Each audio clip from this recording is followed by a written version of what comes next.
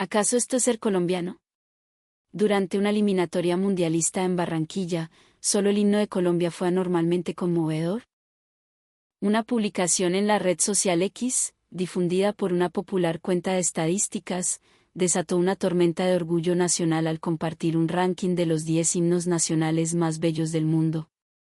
Para sorpresa y euforia de millones, el nuestro, oh, gloria inmarcesible, se alzaba con el primer lugar. El ranking, publicado por la cuenta World of Statistics y citando como fuente original el sitio web de Mostens, destacaba la majestuosidad de su melodía operática y la profundidad poética de una letra que narra el nacimiento de una nación desde el dolor. Nuestro himno, nacido de la pluma de un presidente poeta y la genialidad musical de un maestro italiano que se hizo colombiano de corazón, ha capturado desde siempre la atención del mundo por su complejidad y fervor. La noticia, como era de esperarse, provocó una avalancha de reacciones que celebraban el reconocimiento como un acto de justicia poética.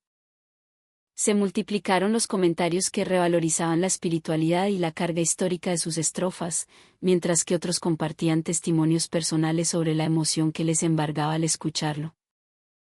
Florecieron también las propuestas para que en los colegios se enseñara con mayor profundidad el significado de sus versos, un reflejo del orgullo renovado que sentían los colombianos.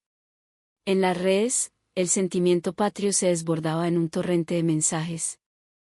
¡Juepucha, qué orgullo tan berraco! Claro que es el más lindo. No hay otro que le ponga a uno la piel de gallina así. Totalmente de acuerdo. La letra es una obra de arte, una poesía que narra nuestra historia. Y esa música. Parece una ópera de Verdi. Es que somos un pueblo de artistas hasta en el himno. Recuerdo cuando era un pelado en la escuela, en el izado de bandera. No entendía todas las palabras, pero la música me hacía sentir grande, importante. Sentía que el corazón se me iba a salir del pecho. ¡Que viva Colombia, carajo! A mí me pasó algo increíble. Estaba viendo un partido de la selección en un bar en Múnich. Éramos como 10 colombianos rodeados de alemanes.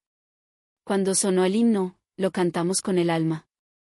Al terminar, un señor alemán se nos acercó con los ojos llorosos y nos dijo en un inglés machucado. No sé qué dice, pero lo que sentí es universal, casi lloro de la emoción. El problema es que muchos se lo saben de memoria, pero no entienden la profundidad de frases como, en surcos de dolores el bien germina ya. Eso es Colombia. Deberían explicarlo mejor en las clases de historia. Nuestro himno es una lección de resiliencia. Yo vivo en el exterior y cada vez que lo oigo por casualidad, se me hace un nudo en la garganta. Me transporta a mi tierra, al olor del café por la mañana, al calor de mi gente. Es más que un himno, es un ancla a mis raíces. A mí me da risa y orgullo que todo el mundo se queje de lo difícil que es cantarlo. Es que para alcanzar esa gloria inmarcesible, hay que tener buenos pulmones y un corazón gigante. No es para cualquiera. Ahora bien, ¿en qué momentos de nuestras vidas el himno nacional de Colombia se convierte en la banda sonora de nuestras almas? Quizás lo recordemos resonando en el patio de un colegio durante una ceremonia de grado, la promesa de un futuro brillante en las voces juveniles. O tal vez como la melodía que flota en el aire matutino de una plaza de pueblo durante una parada militar, arrastrada por el viento junto al tricolor nacional. Pero en la memoria reciente de todos, su escenario más vibrante es, sin duda, el de las grandes gestas deportivas. Imaginemos por un instante el Estadio Metropolitano de Barranquilla, una caldera hirviente de pasión antes de un partido crucial de la selección. El calor húmedo del Caribe se mezcla con la ansiedad de 50 millones de corazones. Los jugadores, una marea amarilla, forman una línea apretada, hombro con hombro.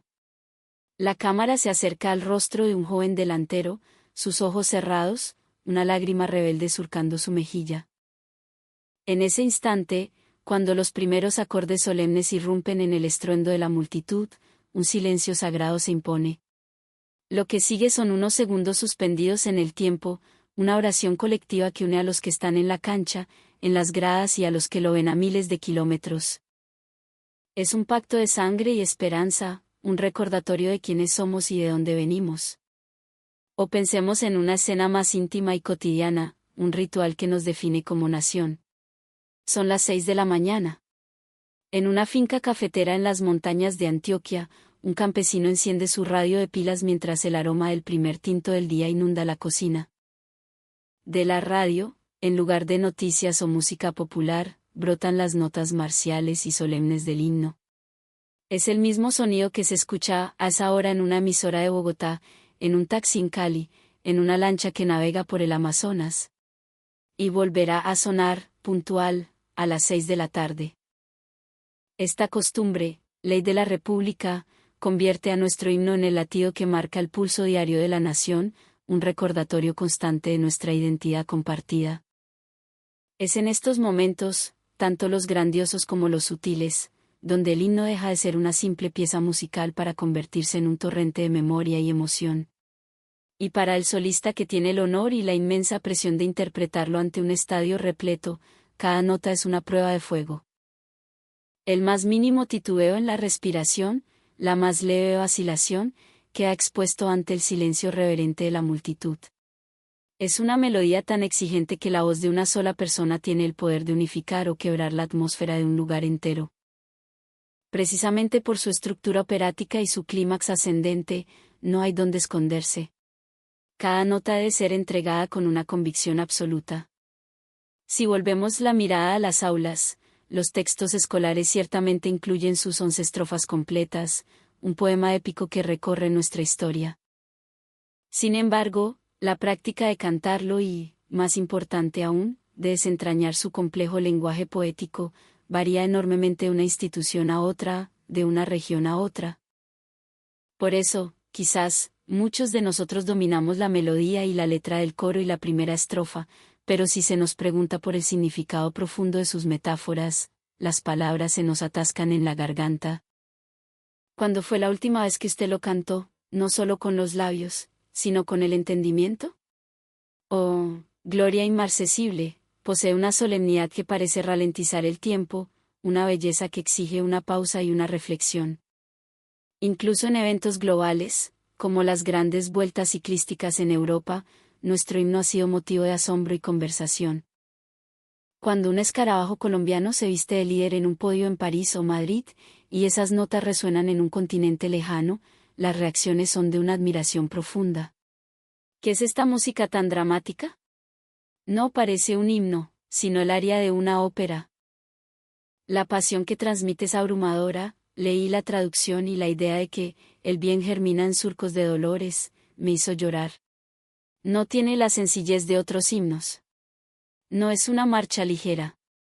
Es un drama musical, una declaración de principios cantada con el alma. Y cuando la última nota se extingue, el aplauso siempre parece esperar un segundo más, como si el público necesitara un instante para volver del viaje emocional al que ha sido transportado. En ese breve silencio, en ese espacio vacío, miles de corazones quedan cautivados. Pero, ¿por qué esta composición, tan compleja y exigente, posee una fuerza tan serena y a la vez tan arrolladora? Para encontrar la respuesta, debemos viajar en el tiempo, a una Colombia que, recién salida de las tormentas del siglo XIX, buscaba forjar su identidad como nación. En los años posteriores a la independencia, el país se debatía entre guerras civiles y la urgente necesidad de consolidar una república. El ferrocarril empezaba a trazar sus venas de acero por la geografía andina y las ideas de modernidad llegaban desde Europa, pero faltaba un símbolo sonoro que unificara las almas de un pueblo diverso y a menudo dividido. Se comprendió que, para dialogar con las demás naciones del mundo, era indispensable contar con un canto que representara el espíritu de Colombia.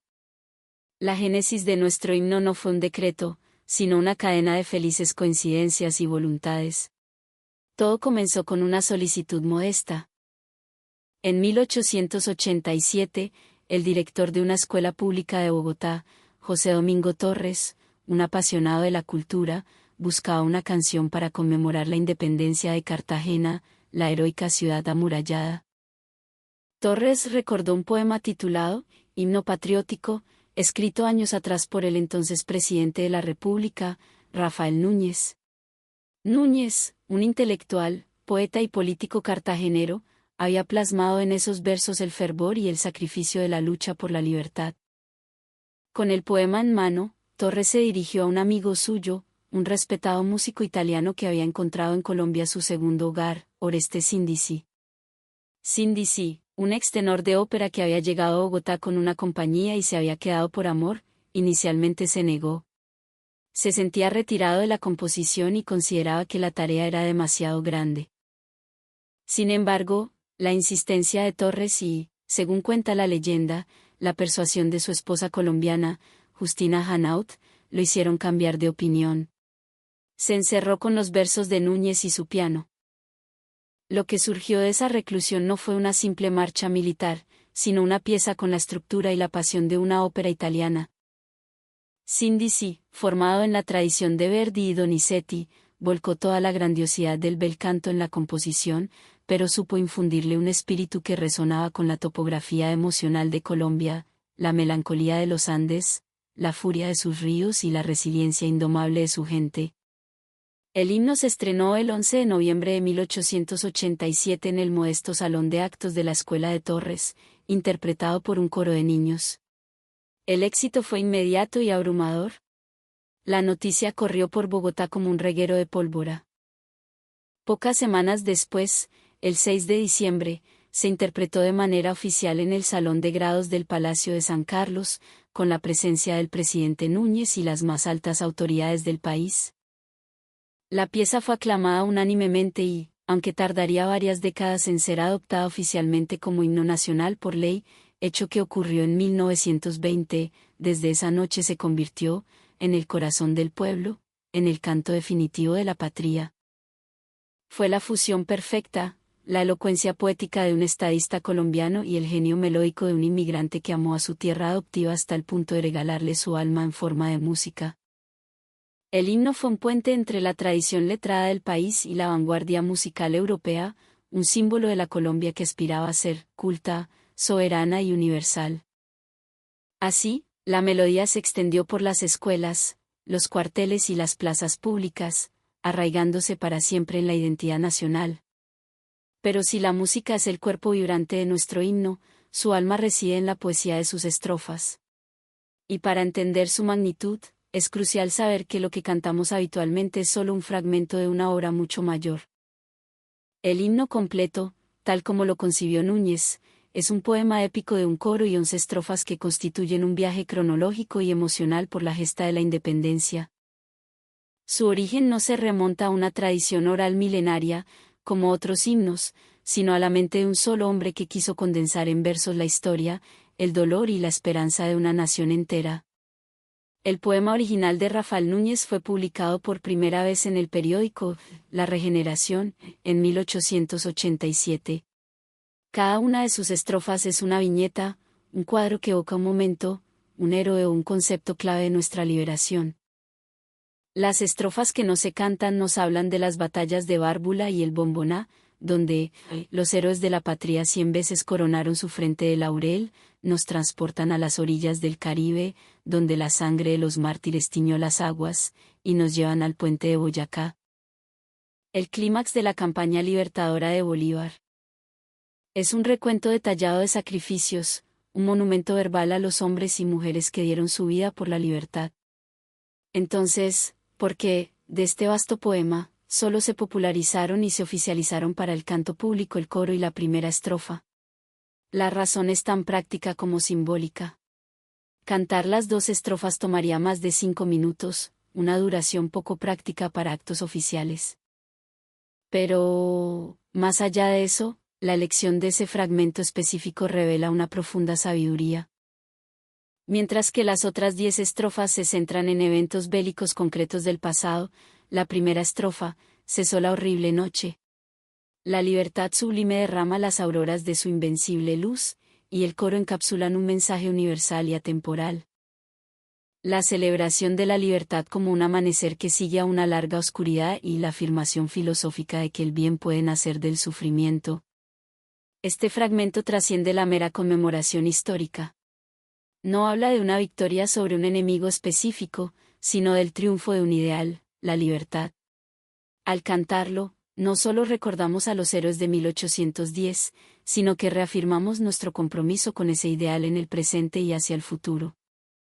Se convirtió en el resumen perfecto del anhelo nacional, una declaración de principios que cualquier colombiano, sin importar su conocimiento de la historia detallada, podía sentir como propia. De este modo, el himno se despojó de su carácter de simple crónica de guerra para elevarse a la categoría de un manifiesto filosófico y esperanzador. La decisión de abreviarlo para el uso cotidiano no fue una simplificación, sino una destilación de su esencia más pura. Pero la historia de nuestro himno no ha estado exenta de debates y reflexiones. A diferencia de otros himnos que han sido objeto de controversia por connotaciones políticas o bélicas, las discusiones en torno al nuestro han sido de una naturaleza más sutil, centradas en su interpretación y su lugar en una sociedad moderna. Durante mucho tiempo, el debate principal no fue sobre su contenido, sino sobre su ejecución.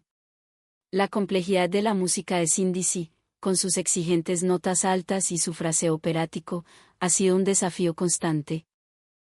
La pregunta que flotaba en el aire era, ¿debe el himno ser un despliegue de virtuosismo vocal reservado para unos pocos, o un canto popular que todos puedan entonar con facilidad? Con el tiempo, la sociedad colombiana llegó a un consenso tácito: la dificultad del himno es parte de su carácter.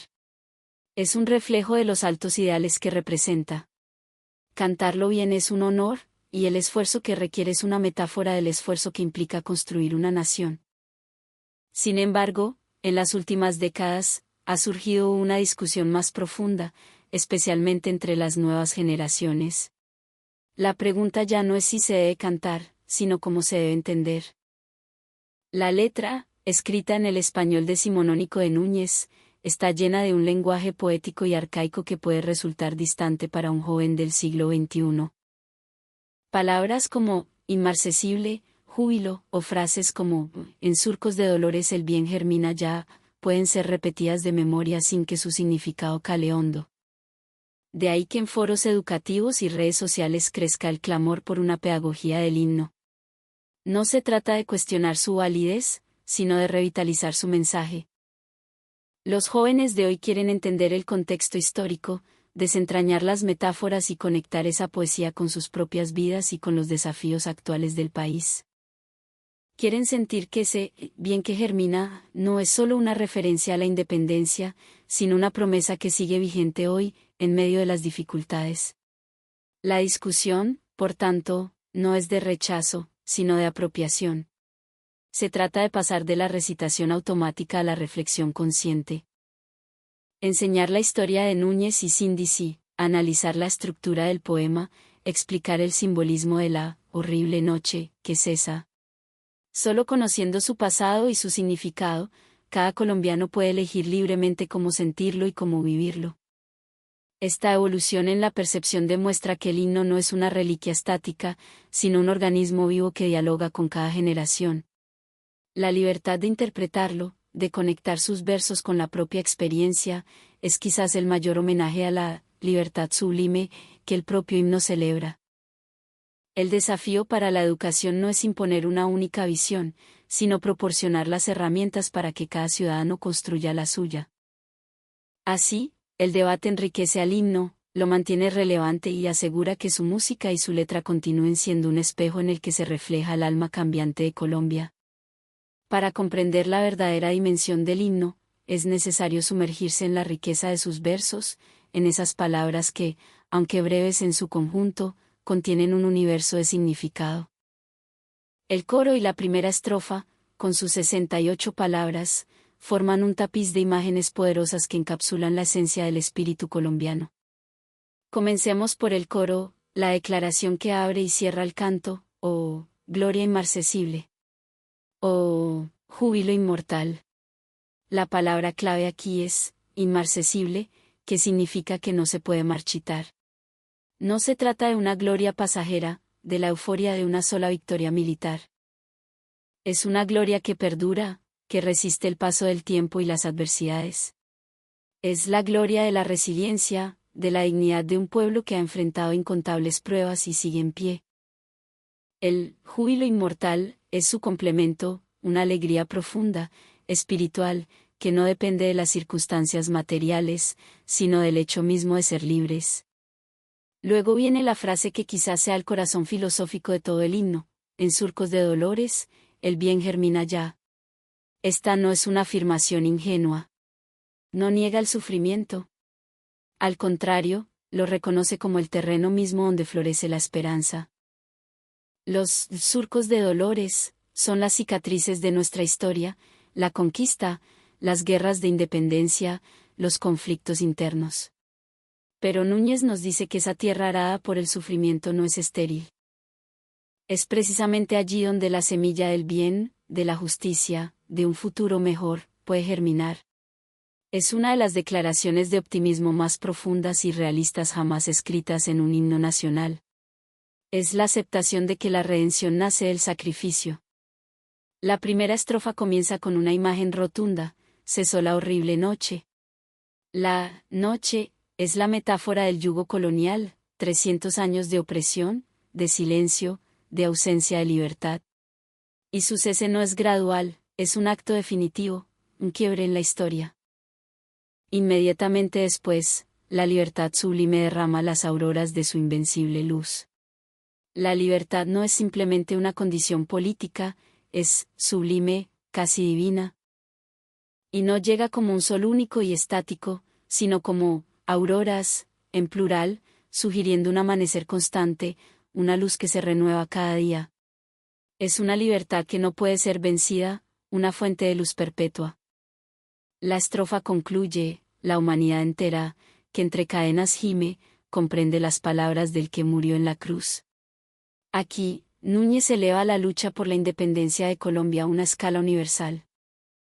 El sacrificio de los héroes de la patria se conecta con el arquetipo máximo del sacrificio redentor en la cultura occidental, el de Cristo. No es una afirmación sectaria, sino una forma de decir que el anhelo de libertad y la disposición a morir por ella es un lenguaje que toda la humanidad puede entender, especialmente aquellos que también sufren bajo la opresión. Es un mensaje de solidaridad global. Cada palabra está cargada de historia, de filosofía y de una fe inquebrantable en el potencial humano. Es un himno que no solo celebra un evento, sino que nos invita a reflexionar sobre el costo de la libertad y la naturaleza de la esperanza. En el vasto repertorio de himnos nacionales del mundo, la mayoría se pueden clasificar en ciertas categorías: marchas militares, cantos revolucionarios, odas a la belleza natural de un país o alabanzas a un monarca. Pero el himno de Colombia ocupa un lugar singular, una categoría propia. Su valor no radica en ser más pacífico o más bélico que otros, sino en su excepcional calidad de poema sinfónico, una obra que une la épica histórica con una profunda reflexión filosófica. Pensemos en La Marsellesa, de Francia. Es un canto de batalla visceral, nacido en el fragor de la Revolución. Sus versos, que hablan de regar nuestros campos con su sangre impura, son un llamado directo y febril a las armas. Es pura energía, un torrente de furia patriótica. O consideremos el himno de Estados Unidos, de Star Spangled Banner. Narra un episodio bélico específico, la resistencia del fuerte MC Henry durante un bombardeo. Su letra es una crónica de la supervivencia de la bandera en medio de las bombas que estallan en el aire, un símbolo de la resistencia de la joven nación. Es un himno de victoria y orgullo militar. Otros himnos, como el de Rusia, son de una solemnidad imponente, diseñados para proyectar el poder y la vastedad del Estado. La música es grandiosa, casi abrumadora, y la letra exalta la grandeza de la patria. Son himnos que buscan inspirar asombro y lealtad a través de la magnificencia. En contraste, oh, gloria inmarcesible, elige un camino diferente. Aunque nace de una guerra de independencia y contiene estrofas marciales, su fragmento más conocido y cantado se eleva por encima de la narrativa bélica para explorar el significado mismo de la libertad. La diferencia fundamental es que nuestro himno no es solo descriptivo o incitador, es interpretativo. No se limita a decir, luchamos y ganamos. En cambio, reflexiona, del dolor puede nacer algo bueno. No dice, somos fuertes, sino que se pregunta por la naturaleza de una gloria que no se marchita. Su lenguaje no es el de un general arengando a sus tropas, sino el de un poeta meditando sobre el destino de su pueblo. La música de Sindisi refuerza esta dualidad. Tiene la fuerza y el drama para evocar la batalla, pero también posee una ternura lírica y una complejidad armónica que invitan a la introspección. Es una pieza que se siente tanto en el pecho como en la mente. Por eso, cuando un extranjero lo escucha, su reacción no es simplemente de admiración por su fervor patriótico, sino de asombro por su belleza artística. Es la razón por la que tantos lo comparan con una pieza de ópera. Porque, como en las grandes óperas, nuestro himno cuenta una historia universal, la de la lucha humana por la luz en medio de la oscuridad. No es solo un himno para colombianos, es un canto a la esperanza para toda la humanidad. Entonces, ¿cómo percibe el mundo este himno tan particular? Cuando sus acordes resuenan en los grandes escenarios internacionales, la reacción es casi siempre de un impacto profundo. En la ceremonia de premiación de un Tour de Francia, en los Juegos Olímpicos, en un festival de cine donde Colombia es la invitada de honor.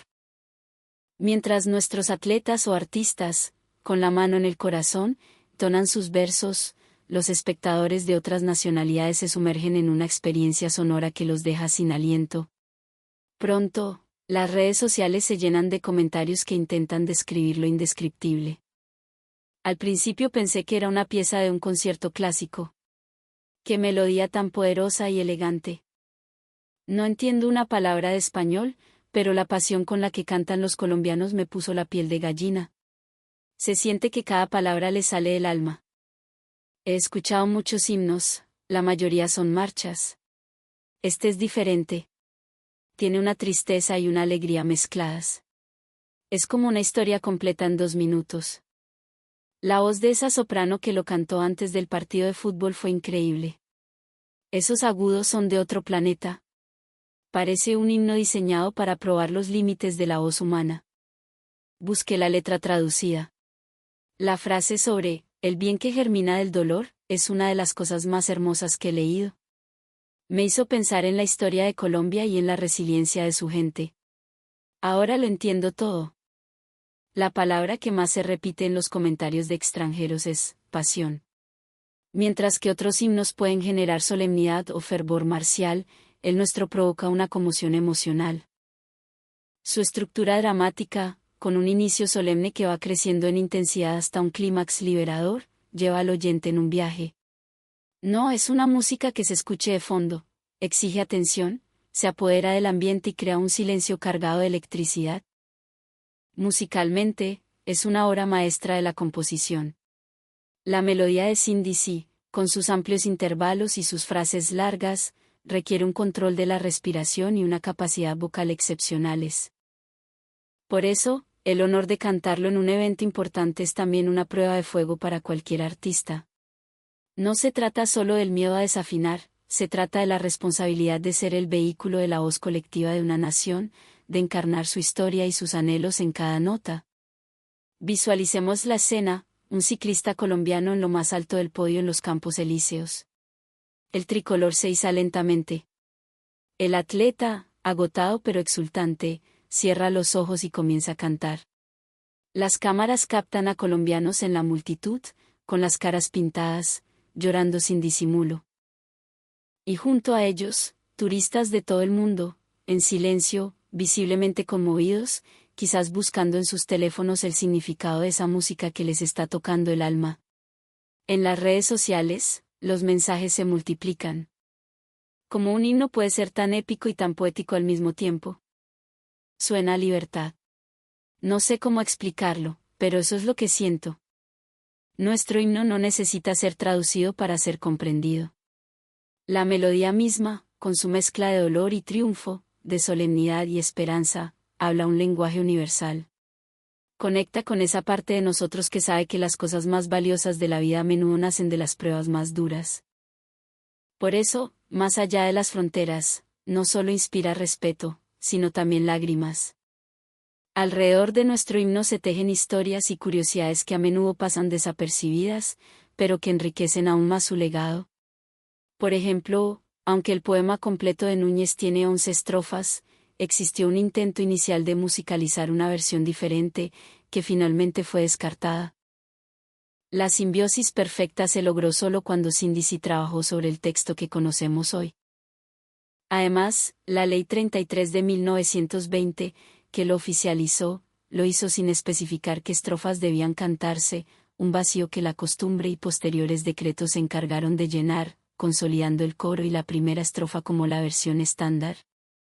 Una de las tradiciones más singulares, y que sorprende a los extranjeros, es la ya mencionada emisión obligatoria en todas las emisoras de radio y canales de televisión del país a las 6:12 de la noche y a las 6:12 de la noche. Este ritual convierte al himno en una especie de reloj nacional. Un pulso sonoro que unifica el amanecer y el anochecer de millones de colombianos, recordándole su identidad compartida 2 veces al día. El gran director de orquesta colombiano, Francisco Zumaque, realizó en los años 90 una versión del himno con arreglos caribeños y modernos que generó un intenso debate nacional. Algunos la consideraron una profanación, mientras que otros la celebraron como una forma de acercar el himno a nuevas sensibilidades y sonoridades. Este episodio demostró hasta qué punto el himno está vivo y es un tema de apasionada discusión. Grandes artistas colombianos han tenido el honor de interpretarlo, y sus versiones han quedado en la memoria colectiva. Shakira lo cantó en la Cumbre de las Américas, y su interpretación, con su estilo único, fue comentada en todo el mundo. Lo mismo ha ocurrido con Juanes, Fonseca o Carlos Vives, quienes en eventos deportivos han enfrentado el desafío de estar a la altura de una pieza tan exigente, sabiendo que su actuación sería escrutada nota por todo un país. El futbolista Radamel Falcao García, en la cima de su carrera en Europa, confesó en una entrevista que antes de cada partido importante, en la soledad del vestuario, escuchaba el himno nacional para sentir la fuerza de su país y recordar por qué luchaba en la cancha. Para él, como para tantos atletas en el exterior, esas notas son un cordón umbilical que los mantiene conectados a su tierra. La brevedad de la versión que cantamos, que apenas supera el minuto y medio, es engañosa. Aunque se desvanece rápidamente en el aire, su eco permanece en el corazón por mucho más tiempo. La sensación que deja no es la de un final, sino la de una promesa suspendida. Su poder reside en que no depende del resultado de un partido o del desenlace de un conflicto. No es un canto de victoria que se desvanece con la derrota. Es un himno que se sostiene por sí mismo, anclado en un ideal que trasciende las circunstancias. Por eso, incluso cuando el equipo pierde, o cuando las noticias del país son desalentadoras, el himno sigue resonando con una dignidad intacta. Nos recuerda que la gloria inmarcesible no está en ganar siempre, sino en la capacidad de levantarse una y otra vez, en la convicción de que el bien germina ya, incluso en los terrenos más áridos. La próxima vez que usted lo escuche, ya sea en un estadio vibrante o en la calma de su hogar, intente pensar, ¿qué representa para usted esa horrible noche que ha cesado? ¿Y cuál es la aurora de invencible luz que anhela para su vida y para su país? Porque nuestro himno, con su poesía eterna, no solo nos cuenta una historia del pasado, nos hace una pregunta directa a cada uno de nosotros. Nos pregunta cuál es la gloria que no se marchita que buscamos, cuál es la libertad sublime que soñamos. Y en nuestras respuestas, individuales y colectivas, es donde este canto inmortal encuentra su verdadero y eterno significado.